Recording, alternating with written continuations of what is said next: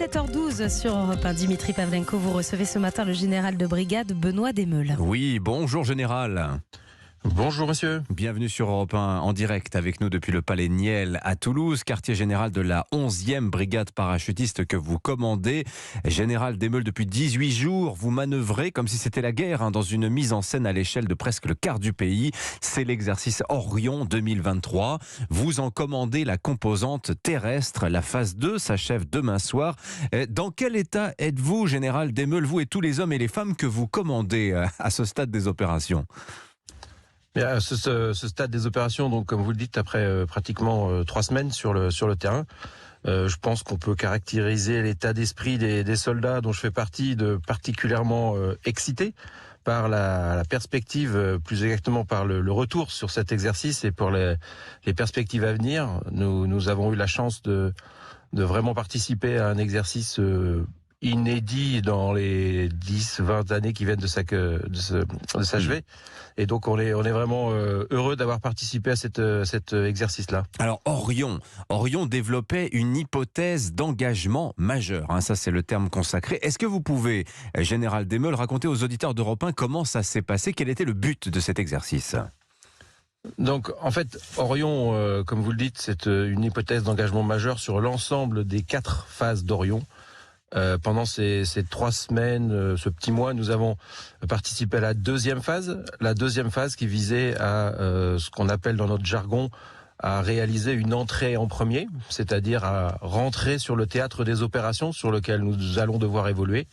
Orion 2, c'était donc ça, c'était une entrée en premier à la fois maritime et aéroportée, donc maritime avec des opérations amphibies dans la région de Sète, aéroportée avec des opérations aéroportées dans la région de Castres, une jonction de ces 2 forces et un grand mouvement offensif jusqu'à la ville de Cahors où nous nous trouvons aujourd'hui et qui sera, entre guillemets, libérée demain. Voilà, il y aura une exposition. D'ailleurs, les habitants de Cahors vont pouvoir voir le matériel et les hommes de près. Alors justement, racontez-nous comment les soldats se sont comportés, général Desmeules. Est-ce que vous êtes satisfait à ce stade des opérations de leur exécution de l'exercice?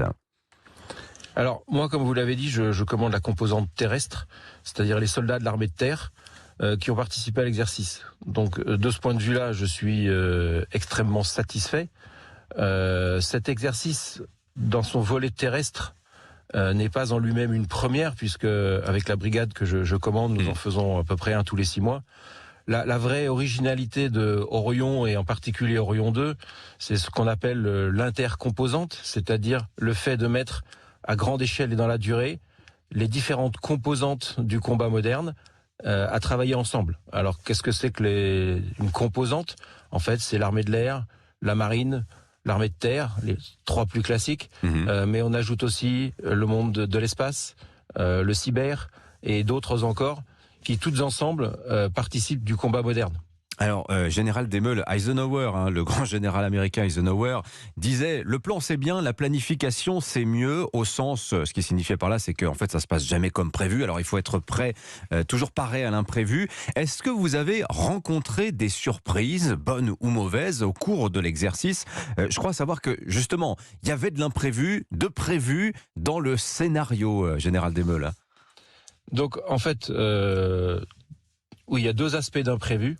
Donc le premier aspect, c'est tout simplement le terrain, la météo.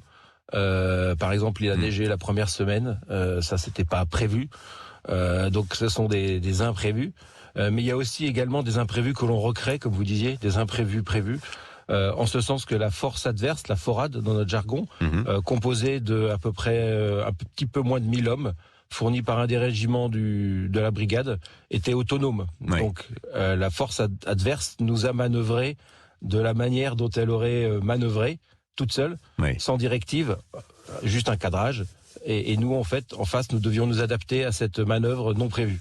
Comment ça s'est passé avec les populations civiles aussi, qui ont pu vous voir sauter sur Castres, débarquer des blindés sur les plages de l'Hérault? Vous étiez hors des bases, donc c'était particulièrement spectaculaire. Comment ont-ils réagi? Est-ce que vous avez senti de l'inquiétude, ou au contraire, les gens ont-ils trouvé ça rassurant de voir l'armée française en manœuvre sur le sol national? Je pense que le premier aspect de leur réaction, c'est plus un peu de surprise, puisque ça fait quand même assez longtemps que les armées françaises n'ont pas conduit un exercice à cette échelle en terrain libre, donc en dehors de camps militaires. Donc il y a d'abord eu une forme de surprise. Et puis ensuite, je dois avouer que dans sa globalité, la population d'Occitanie a exprimé un contentement. Ils étaient heureux de nous voir, ils étaient curieux de voir ce qu'on avait comme équipement, que bien souvent on ne voit qu'au 14 juillet. Voilà, donc c'était un accueil globalement très chaleureux de la part de la population, de l'ensemble de l'Occitanie. Donc c'est une vraie satisfaction pour moi, bien sûr, mais aussi pour les soldats, de voir que la population, quelque part, les soutient. Général Desmeules, dernière question. Alors, le scénario d'Orion, je le rappelle très rapidement, voilà, Arnland, pays fictif déstabilisé par une milice tantale, pilotée elle-même par une puissance nucléaire hostile qui s'appelle Mercure. Et donc, avec l'aval des Nations Unies, il vous fallait établir une tête de pont pour aider Arnland à repousser l'ennemi. Ça fait quand même furieusement penser, cet exercice, à un plan de reconquête de la Crimée. C'est volontaire, il y avait, comment dire, il y avait une forme d'ambiguïté quand même dans ce scénario, non ? Alors, je ne pense pas, pour deux raisons. D'abord, la première, c'est que l'exercice a été planifié bien avant que les événements ne se déclenchent en Ukraine. Oui, enfin après l'invasion de la Crimée, enfin après quand même l'annexion de la Crimée par la Russie, hein. Alors, de ce point de vue-là, oui, mais l'exercice en lui-même, l'intention de l'exercice, le grand scénario et les moyens mis, tout ça, c'est antérieur à l'offensive russe en Ukraine. Et puis, je pense que malheureusement, le scénario que nous avons repris, qui est celui d'autres conflits actuels, est quand même un scénario éminemment classique des événements du monde. Bien des crises, en fait, pourraient être décrits sous cet angle. Donc, de ce point de vue-là, je ne sais pas si je rassurerai tout le monde, mais non, nous ne visons pas un scénario en particulier. Nous entraînons les capacités des armées, en tout cas pour moi de l'armée de terre, à être prêtes à faire face à n'importe quel type de scénario. Toute ressemblance est évidemment totalement fortuite. Merci beaucoup d'avoir été en ligne avec nous depuis Toulouse, le général de brigade Benoît Desmeules, invité ce matin d'Europe Matin. Bonne journée à vous, général. Merci beaucoup, vous aussi. Il est 7h20, dans moins de 5 minutes sur Europe 1, le jour où votre rendez-vous